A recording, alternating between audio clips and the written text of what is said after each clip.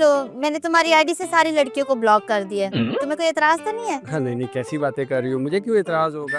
मैं तो सिर्फ तुमसे ही बातें करता हूँ, तुम्हारे होते हुए किसी और लड़की से बात करने का दिल ही नहीं करता। तो मेरी सारी किए किराए पे उसने पानी फेर दिया, सालों की मेहनत जाया कर दी है यार। उस बेवकूफ औरत ने मेरी आईडी से सारी लड़कियों को ब्लॉक कर दिया।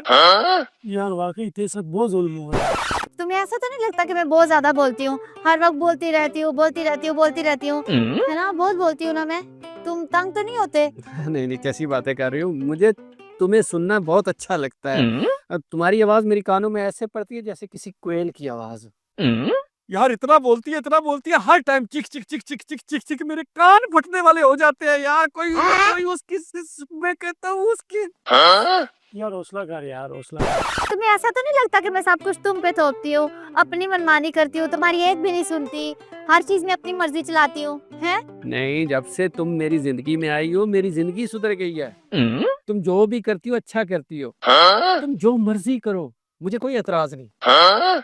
हर वक्त अपनी मर्जी करती रहती है, हर टाइम जो भी मर्जी करती रहती है, फिर भी नहीं खुश होती यार। मुझे अपनी मर्जी से करने भी कोई नहीं देती। अभी मैं हॉस्पिटल जाने के बहाने तुमसे मिलने आया हूँ यार, तुमसे भी मिलने नहीं देती यार।